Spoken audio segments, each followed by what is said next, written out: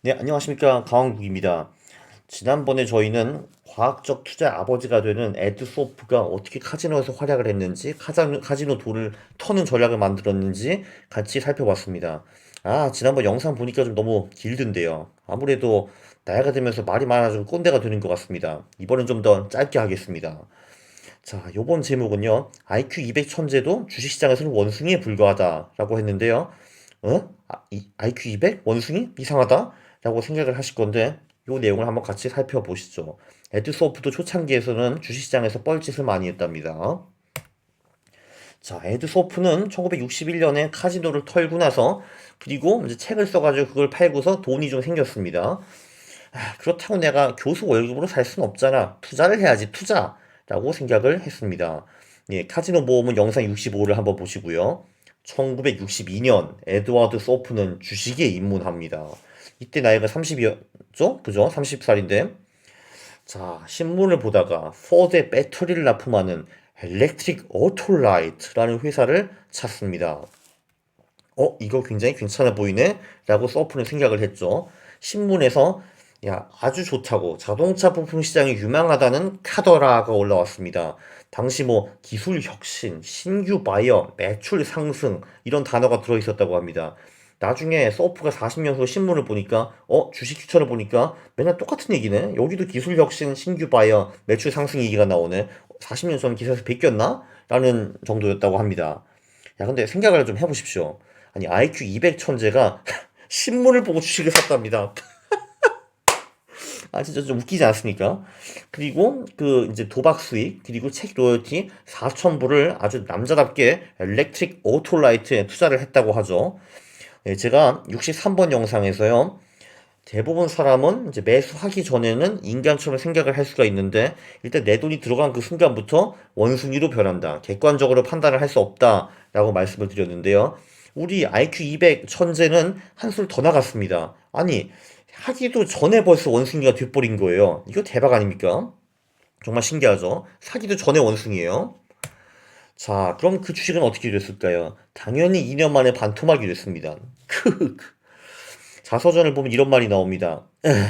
나는 손해를 보지 않기 위해 존버를 했다라는 말이 나옵니다. 혹시 존버라는 단어를 모르시는 분들에게 말씀드리면은 존버는 존나 버티기의 줄임말입니다. 그래서 그분은 존나 버티셨습니다. 한마디로 주식시장이 히틀러인 손실회피 편향을 제대로 맞은 겁니다. 예? 주식시장이 히틀러? 손실회피? 무슨 말이야? 아직도 30번 영상을 안 보셨다고요. 저는 제가 만든 영상을 다 보실 거는 추천해드리지 않습니다. 그런데 그래도 30번, 31번은 필수 동영상입니다. 이 두 영상 안 보시잖아요? 그리고 그 내용을 모르시죠? 그러면은 여러분은 100% 망합니다. 자, 다시 한번. 30번, 31번 영상을 안 보시면은 100% 망합니다. 자, 소프 동지는 벌써 주식을 사기 전에 원숭이가 됐잖아요. 소프의 고난 지속됩니다.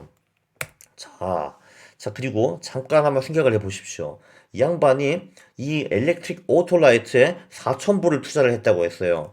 요즘 돈이 뭐 450만 원. 그게 큰 돈 아니잖아. 뭐 한 달 월급 아니야? 이렇게 생각을 하실 텐데, 네, 당시 60년대였습니다. 제가 계산을 해보니까 당시 1불은 요즘 8불이에요. 그러니까 당시 4,000불은 현지 가치 32,000달러, 3,700만 원 정도의 가치가 있습니다. 제 생각에 이 정도면 아마 당시 교수 연봉보다 많았을 것 같아요. 당시 뭐 미국의 GDP가 그렇게 높지도 않았으니까. 그래서 이거는 그 전 재산은 아니었을지 몰라도 상당 부분인 거는 분명합니다. 자, 그러니까 우리 에드 소프 아저씨 주식시장의 스탈린 과잉 확신 편향에 또 제대로 한번 걸리셨습니다. 이걸 모르시는 분들은 필수 영상 31번을 꼭 보세요. 무조건 보셔야 됩니다. 안 보시면 망해요. 아니 도대체 소프가 이렇게 투자하면 안 돼 표본을 쓰시려고 하신 건지 몸소 자기가 체험을 해가지고 도대체 왜 그러셨는지 모르겠습니다. 예, 이 투자는 어떻게 끝났는가? 그 자서전을 보면 이런 말이 나옵니다. 나는 언제 팔아야 될지 전혀 몰랐어. 너무 힘들었어. 헐그 하는 말이 나옵니다. 그래도 손실을 볼 수는 없어. 이 4,000달러가 얼마나 피 같은 돈인데 손실은 안 돼. 했습니다. 그리고 이번에는 운이 좋았습니다. 4년 만에 본전을 만회합니다. 그리고 본전이 도착한 후에 곧바로 팔아버렸죠. 그 4,000불은 구하셨는데요. 자, 이게 해피엔딩인가요? 예, 그렇지는 않습니다. 자, 이 정말 중요한 얘기 하나 해드리는데요. 이렇게 손절을 하지 않고 이제 큰 손실이 났을 경우 이때 가장 큰 위험이 뭐냐 하면요. 이 여기서는 사실 시나리오가 두 개밖에 안 나옵니다. 첫 번째, 기적적으로 본전을 회복한다. 자, 그러면은 몇 년 동안 버틴 투자자들은 무조건 본전에서 팔고 나가버립니다. 그래서 0%를 벌게 되죠. 근데 곰곰이 생각해보면요. 이게 얘가 반토막 했다가 다시 본전을 되찾았다는 거는 짧은 시간 내에 100%가 올랐다라는 겁니다. 100에서 50까지 떨어져서 다시 100으로 된 거니까요. 자, 그러면은 그 최근에 많이 올랐던 놈이 계속 오를 가능성이 꽤 높지 않습니까? 그죠? 그러면은 사실 정석적인 투자자는 이 주식을 계속 보유를 합니다. 그런데 몇 년 동안에 본전에 집착한 사람은 당연히 그렇게 못하죠. 본전에 딱 도달하면 싹 팔아버리게 됩니다. 그래서 베스트 시나리오에 버는 돈은 0%.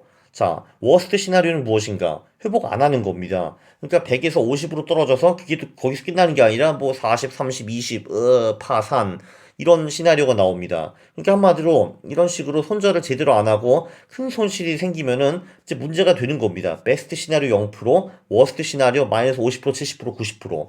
별로 스마트한 딜은 아니죠. 그죠? 근데 이런 스마트하지 않은 딜을 에드소프가 했습니다. IQ 200 천재가. 네, 우리 조상님들은 엄마, 와이프, 내비게이션 이 세 여자의 말은 꼭 들으라라고 하셨습니다. 네, 에드소프도 조상님한테 이런 걸 들었나 보죠. 비비엔, 와이프, 내가 뭘 잘못했니? 하니까 부인이, 야, 임마, 너 아무것도 모르는 거 샀잖아, 새끼야. 이러려면 인덱스 사지 그랬어, 임마. 아유, 진짜.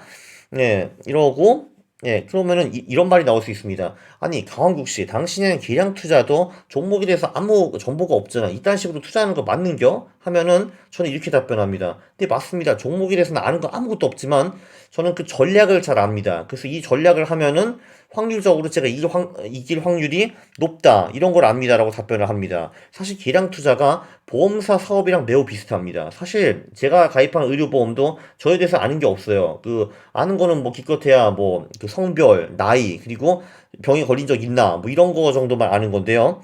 그 요 세 개, 네 개 정도의 계량 정보를 가지고 그 보험사는 그 뭐야 제 보험 가격을 산정해 가지고 저한테 던지고 저는 그거를 내고 그리고 보험사는 저 같은 수십만 명한테 그 돈을 받아가지고 잘 먹고 잘 살고 있습니다. 계량 투자도 매우 비슷한 겁니다. 그 세 개, 네 개 핵심 계량 지표만 가지고 몇십 개 주식에 분산 투자를 하는 거죠. 보험사도 수십만 명이 분산 투자를 하듯이 그 분산 투자를 해가지고 결국 확률적으로 유리한 전략으로 가져가서 초과 수익을 내는 겁니다. 그래서 저는 정보를 모르지만 전략을 아는데 그것만으로도 돈을 벌 수 있습니다. 나중에 사업도 이런 식으로 해요.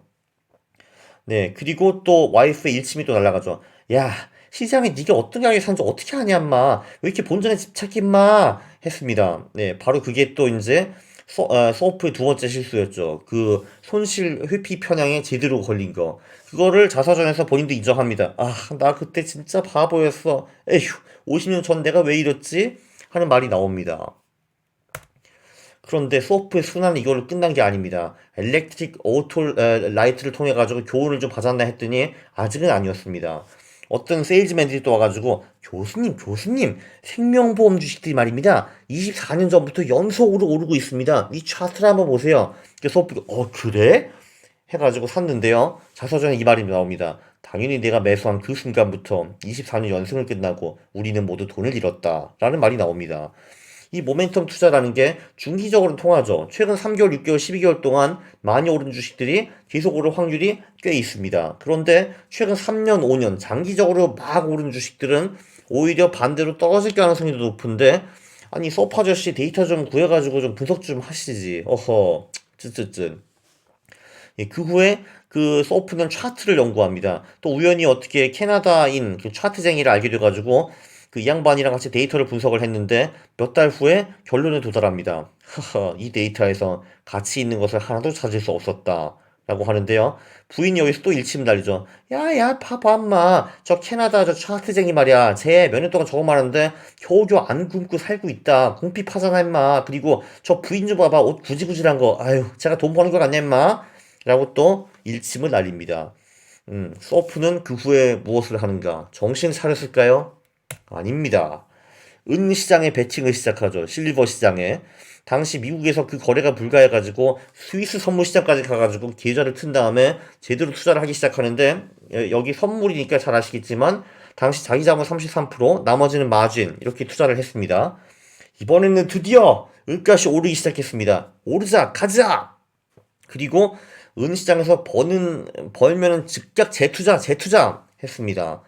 네, 아니나 다를까 조금 시간이 지나니까 띠용 떨어지기 시작했습니다. 아하, 은이 최고점 대비 33% 떨어졌네요.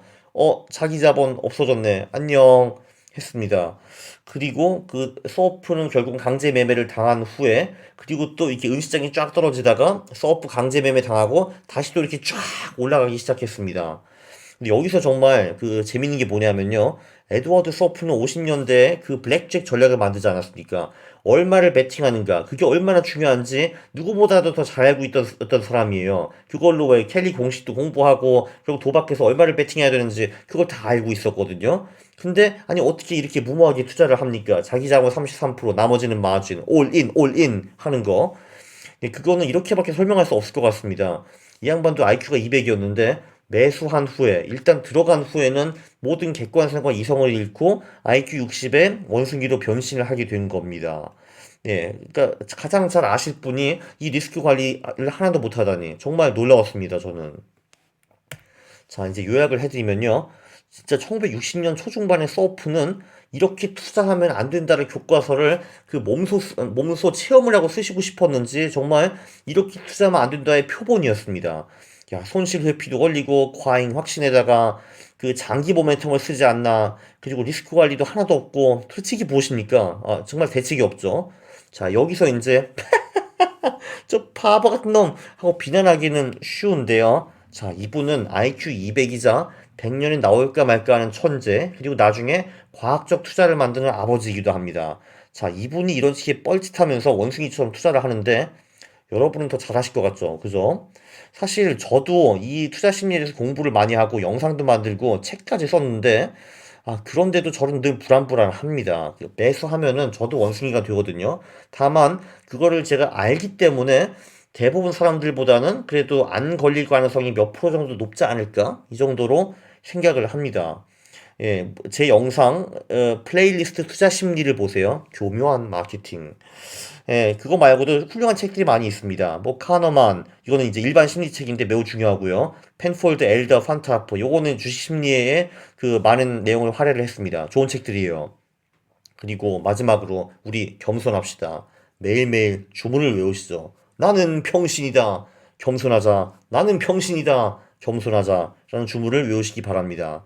서우프도요, 이렇게 몇 년 동안 된토 깨지고 나서 1965년부터는 좀 진지하게 금융시장에 접근을 합니다. 그 후에 과학적 투자의 아버지가 되는 거죠. 그러니까 서우프의 성공 사례는 다음번부터 살펴보도록 하겠습니다. 감사합니다.